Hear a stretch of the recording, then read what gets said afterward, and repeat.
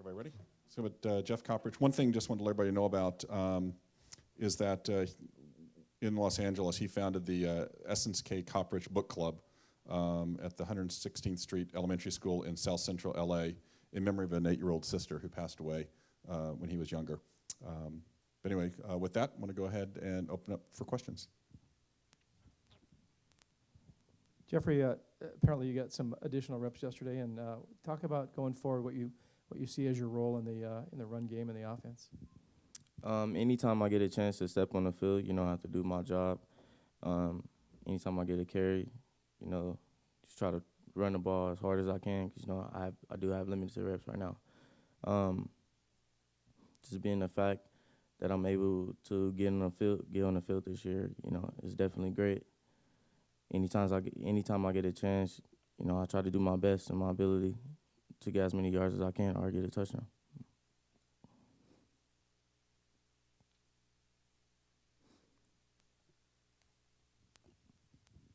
Can you talk about the situation with your sister? I believe you were really young, maybe 3 years old, when she died in a car accident. Can you tell some of the circumstances, and then what prompted you to do this in her honor? Definitely. Back in August 3rd, on my birthday, 1996, me and my family we're on our way down to Vegas for a family retreat, and one of our tires popped, and the car tumbled a couple of times, and it was a pretty bad accident. My cousin was in the car, my grandparents, my mom, my dad was the driver at the time. It was pretty bad, My sister didn't make it, my cousin didn't make it. I almost didn't make it myself. So, being the fact that what I've been through in my life, I've been through a lot more than a lot of other people. So, being the fact that the school that she went to named the library after her, and as I got older, I wanted to give back to the school because, they didn't have to do that. So, me and my parents, we took it upon ourselves, to help the kids at 116th Street School to get new books, to fix up the library because, in that area, it's not a lot of money funded. So, what my dad did, and Maxine Waters and a lot of other people in the community, they got together, and then over time they finally got a grant to fund the school with new books and fix up the library. So we had a big event. I think it was back in 2008. I was younger, and a lot of the kids, the school is kind of small school. It holds about 500 600 kids.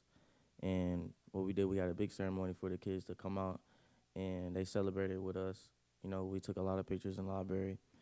We got a chance to get some new books into the library because, the books that was in the library were really old. I think they dated back to maybe when my sister was still going there, all the way up to the time that we were there. So being the fact that I was able to help out some young kids with their reading and stuff, it was really great. And the name of the school is the 116th Street School, and Yes, that's sir. in what community? That's in Watts community. Okay, Yeah. and that's also where you went to school? I didn't go to school there. I actually, my parents moved out of the area for the better for me to get a better education. I went to LaSalle Elementary School. That's down in L.A., kind of in the Inglewood area. And you were only 3 when this accident happened, right? Yeah, I was 3. My sister was 7, Okay. and my little cousin was 2. So do you have any recollection at all of it, or? I actually do. I remember being carted into the hospital along with my dad, right next to my dad, and partially the only thing I can remember is I'm watching cartoons while my dad is next to me in pain. I remember vividly, his head was busted, and I could see the doctor. I still could visualize it. I could see the doctors next to him helping him out because he's in so much agony. And I'm a young kid just watching cartoons right now, and I still remember it vividly. So that's the only thing I can remember. What were your injuries? I think I like busted my head. Like I actually don't remember, but I had some injuries in my forehead and my arms and stuff like that. And lastly, could you talk about what your role was in getting the book club? Book club. Yeah, getting that started. Okay. Well, I want to help. I want to help out a lot of kids. You know, growing up, reading wasn't my strong suit. They actually thought I was gonna be a special case because of the accident. I kind of had like some setbacks due to that. So when it came to schooling, you know, I was kind of behind, and reading was my strong suit. So I know, being the fact that a lot of kids had the same issue as me. So I wanted to get together to help with along with the library, to get some kids together to create a book club, to help them, you know, with their reading, with schoolwork, and anything else that came along with it. And what the book club is like, it's a group of kids. They meet together each month. They write any essays on any books that they want. Now the first book that they did receive was a book called It's called the I Am, and the book basically tells the kids, you know, I am this, I am that, giving a lot of confidence to them, saying I could do this, I can do that when I'm older, and a lot of futuristic things. And the book was written by Steve Villion.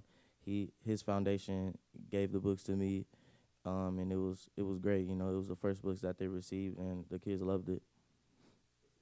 Steve Villion. Yeah, definitely. Yeah. Um, since it started, you know, my dad has a big choir, LA Inner City Mass Choir, and he works with a lot of kids in the community, and it first started with the kids in that choir. You know, he has kids in the choir from ages to 4 and all the way up to grown.